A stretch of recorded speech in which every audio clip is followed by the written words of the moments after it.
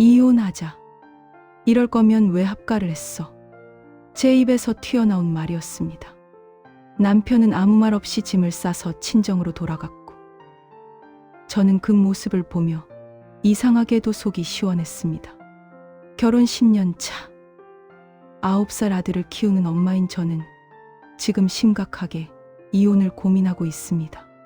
처음 남편을 만났을 때는 나이 차이 같은 건 전혀 문제가 되지 않았습니다. 저보다 4살 어렸지만 그게 뭐 대수였을까요? 사랑하면 되는 거라고 생각했습니다. 하지만 결혼 생활이 길어지면서 그 나이 차이가 점점 크게 느껴지기 시작했습니다. 수입 면에서도, 경력 면에서도, 여러 면에서 제가 앞서 있었습니다. 처음엔 그게 전혀 문제가 아니었는데 남편은 그걸 엄청나게 신경 쓰더군요. 제가 뭐라고 하지 않아도 스스로 위축되고 작아지고, 그러다가 결국엔 저를 향해 폭발했습니다. 당신은 날 무시해. 맨날 무시한다고. 매일같이 듣는 말이었습니다. 저는 무시하지 않는다고, 그런 적 없다고 말했지만 남편은 믿지 않았습니다. 아니, 믿고 싶지 않았던 걸까요? 어쩌면 제가 정말로 모르는 사이에 남편을 무시하고 있었을지도 모릅니다. 하지만 솔직히 말하면 이제는 그게 중요하지 않다는 생각이 듭니다. 남편의 직장 때문에 우리는 4년 동안 주말 부부로 살았습니다. 주말마다 만난 것도 아니었어요. 한 달에 한두 번 남편이 집에 오는 게 고작이었습니다. 저는 아들 교육 때문에 남편을 따라가지 않았고 그 선택이 맞았다고 지금도 생각합니다.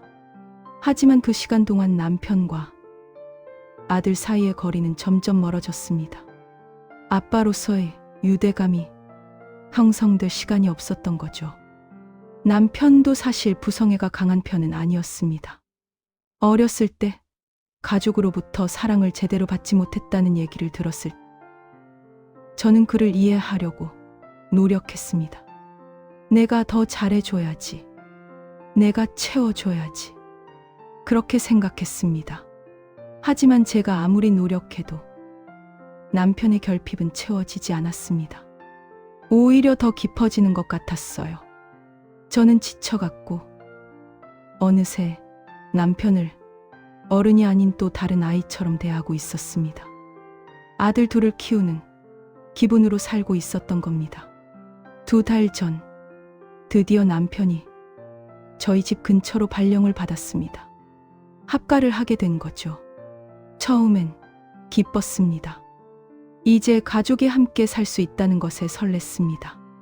하지만 막상 함께 살기 시작하니 뭔가 이상했습니다. 서먹했습니다. 4년 동안 떨어져 살았던 시간이 우리 사이에 거대한 벽을 만들어 놓은 것 같았어요. 남편은 이 집에서 어떻게 행동해야 할지 모르는 것처럼 보였고, 저는 이미 아들과 둘이서 만든 루틴에 익숙해져 있었습니다. 남편이 끼어들 자리가 없었던 거죠. 그리고 지난주 일요일 결정적인 사건이 터졌습니다. 남편이 아들에게 뭔가를 물어봤는데 아들이 바로 대답하지 않았습니다. 게임에 집중하고 있었거든요. 정말 사소한 일이었어요. 그런데 남편이 갑자기 소리를 지르기 시작했습니다. 야, 아빠가 말하는데 왜 대답을 안 해? 뭐 버릇없이 키웠네. 아들은 깜짝 놀라 울음을 터뜨렸고 저는 참을 수가 없었습니다. 그런 사소한 걸로 뭘 그렇게 윽박 지르는 거예요? 애가 게임하느라 못 들었을 수도 있잖아요. 그러자 남편이 폭발했습니다. 역시 나는 이 집에서 공기야. 아무것도 아니지. 아무 말도 하면 안 되는 존재지. 당신이랑 아들만 있으면 되는 거 아니야? 또 시작이구나 싶었습니다.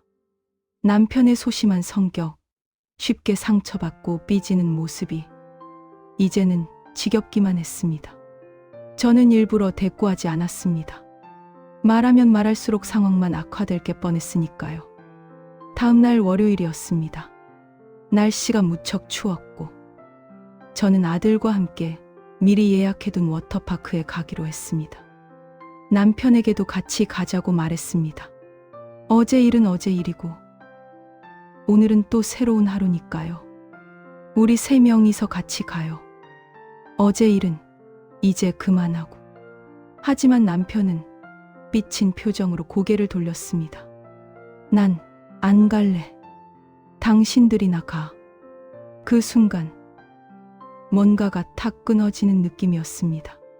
쌓이고 쌓였던 감정들이 한꺼번에 폭발했습니다. 왜 이래요? 그렇게 삐치고 꽁할 거면 왜 합가를 한 거예요? 누가 그런 성격 받아주겠어요? 남편이 벌떡 일어났습니다. 뭐? 지금 나보고 성격이 문제라고? 그럼 뭐예요? 맨날 무시당한다고, 자기만 힘들다고, 그렇게 삐지고 화내고. 이제 지쳤어요. 정말 지쳤다고요. 그럼 당신은 나한테 잘했어. 맨날 무시하면서. 무시한 적 없어요. 제가 언제 무시했어요? 구체적으로 말해봐요. 목소리가 점점 커졌습니다. 아들이 무서워하는 게 보였지만 이미 멈출 수가 없었습니다. 이혼해요. 이혼하자고요. 이럴 거면 합가를 왜 했어요? 전 어차피 독박 육아 5년 했어요. 혼자 키우는 게 차라리 마음 편할 것 같아요. 제 입에서 나온 말이었지만 저도 놀랐습니다. 하지만 동시에 이상하게 후련했습니다. 드디어 속에 있던 말을 꺼낸 것 같았어요. 남편은 아무 말도 하지 않았습니다. 그냥 방으로 들어가 문을 잠갔습니다. 또 그러는구나 싶었죠. 화나면 방문 잠그고 전화 차단하고 사람을 투명인간 취급하는 게 남편의 패턴이었으니까요. 저는 아들의 손을 잡고 집을 나섰습니다. 워터파크에서 신나게 놀았습니다. 아들은 아빠 없이 나온 게 신경 쓰이는 것 같았지만 물놀이를 하면서 금방 잊어버렸습니다. 저도 마찬가지였습니다. 오랜만에 마음이 가벼웠습니다. 집에 돌아왔을 때 남편의 짐이 없었습니다. 옷장도 책상도 텅 비어 있었어요. 친정으로 들어간 거였습니다. 메시지 하나 없이 그냥 짐만 싸서 나간 거죠. 보통 이런 상황이면 불안하고 마음이 아파야 하는데 저는 이상하게도 속이 시원했습니다. 집안의 공기가 한결 가벼워진 것 같았어요. 눈치 보지 않아도 되고 삐진 남편 달래지 않아도 되고 무시한다는 말 듣지 않아도 되니까요. 그날 밤 아들과 단둘이 저녁을 먹었습니다. 조용했지만 편안했습니다. 아들도 긴장이 풀린 표정이었어요. 그 모습을 보면서 확신했습니다. 아, 이게 맞는 거구나. 결혼 초부터 남편은 열등감에 시달렸습니다.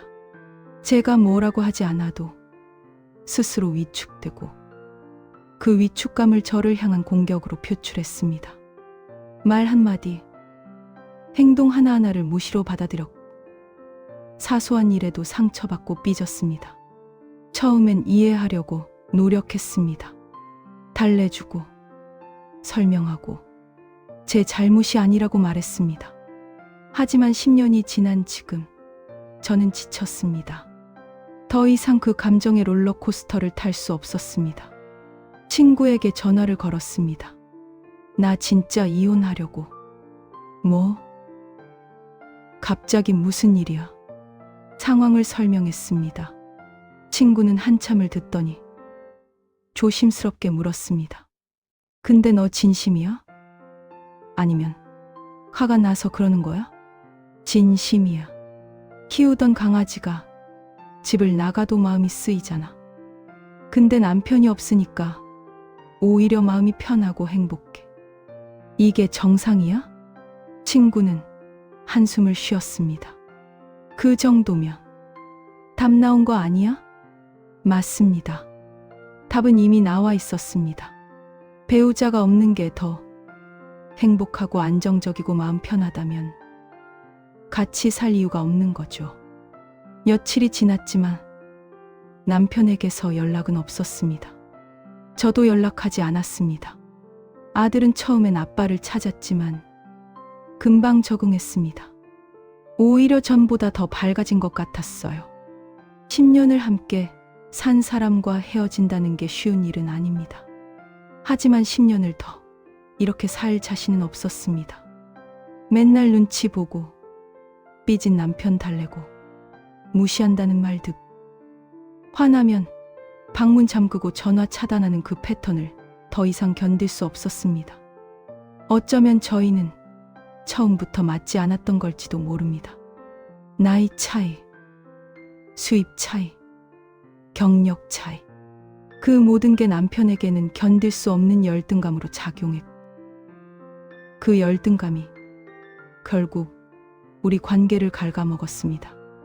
저는 이제 결정했습니다. 이혼을 진행하기로요. 혼자서도 아들을 잘 키울 수 있습니다. 아니, 혼자인 게 더 나을 것 같습니다. 적어도 지금보다는 행복할 것 같으니까요. 결혼이 끝이 아니라는 걸, 이혼이 실패가 아니라는 걸 이제는 압니다. 때로는 끝내는 것이 새로운 시작이고 헤어지는 것이 진짜 행복을 향한 첫걸음일 수 있으니까요. 남편의 빈자리가 이렇게 편할 줄은 몰랐습니다. 그리고 그게 제가 내릴 수 있는 가장 정직한 답인 것 같습니다.